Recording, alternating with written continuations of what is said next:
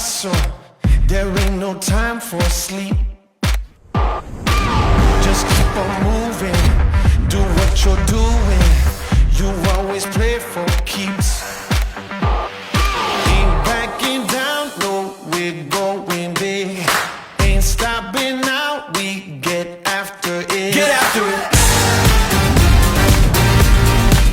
Get after it. Light that fire. Get after it. Light that fire.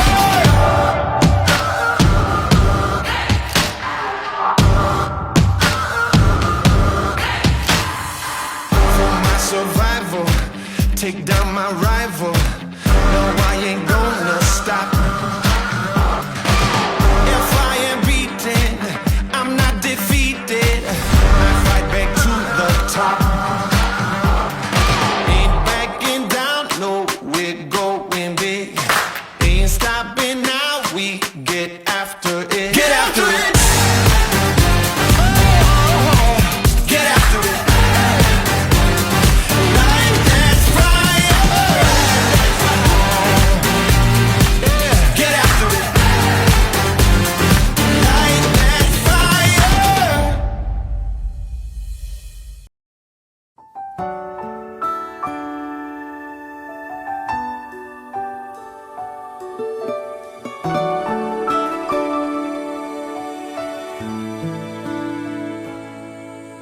So, nagkakilala kami ni Makmak, yun yung palayaw niya, way back 2015 sa church namin dun sa may Laguna sa Ceres 3. Ayun, tapos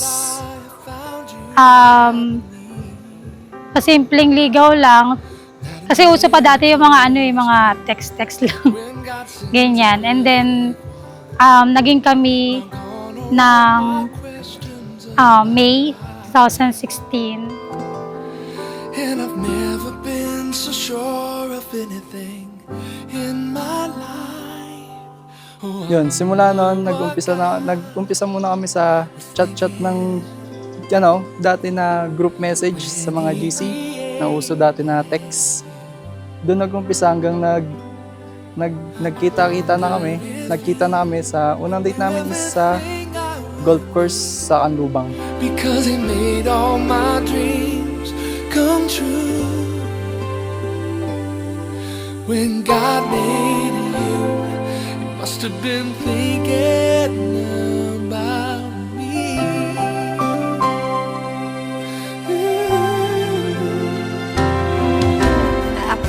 Pinakagusto ko sa kanya, ano siya, maalaga, tsaka maasikaso siya sa akin.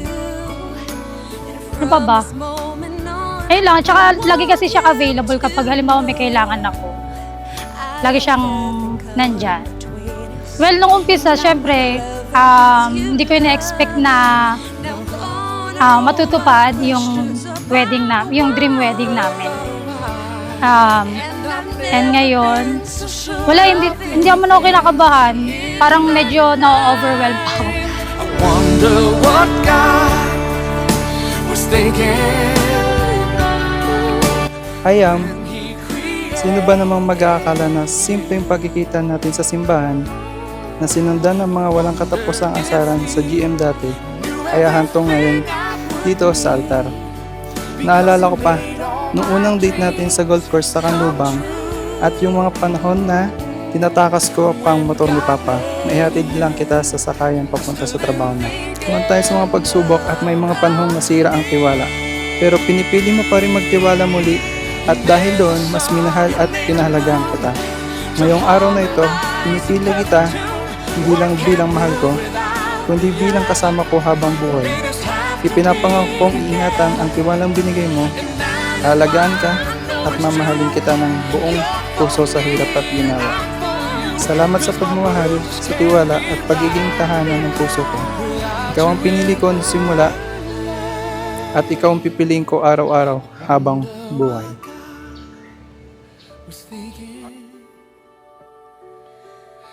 Salamat sa Panginoon dahil hindi niya tayo pinabayaan sa bawat hamon, lalo niya tayong pinatatag at inilapit sa isa't isa. I thank God every day for your life and for blessing me with a man like you. Salamat sa walang sawang pag-aalaga at pag-aasikaso sa akin, na halos kulang na lang, pati yung pagkain ko ikaw na rin yung mumuya. Thank you for always treating me like a real queen, sa mahabang pasensya mo, at sa walang humpay na pag-intindi sa akin, sa mga pagtutuyo ko at pagsusumit sa iyo. At higit sa lahat, salamat sa pagtanggap at pagmamahal kay Jared. You must have been thinking about me.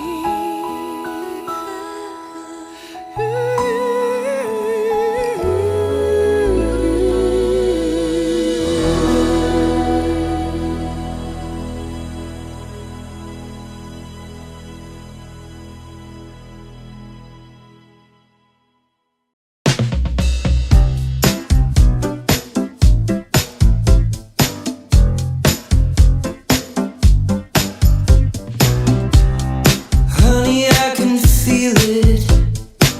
Your love is changing. Don't know how it happened. Basahin ko muna. Ay, ang haba naman na ito.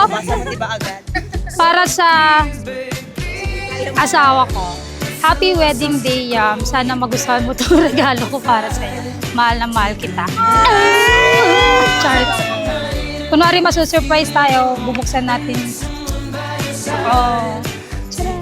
Dance away the music tonight. Take her in your arms. Take her in your arms. Just dance away the music tonight. I know them other boys will.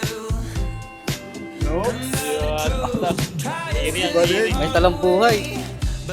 Liam, sana magustuhan mo itong munting regalo ko para sa'yo. Pasensya na at huli na, pero at least may magagamit ka na sa mga susunod niyo pang laro. Put up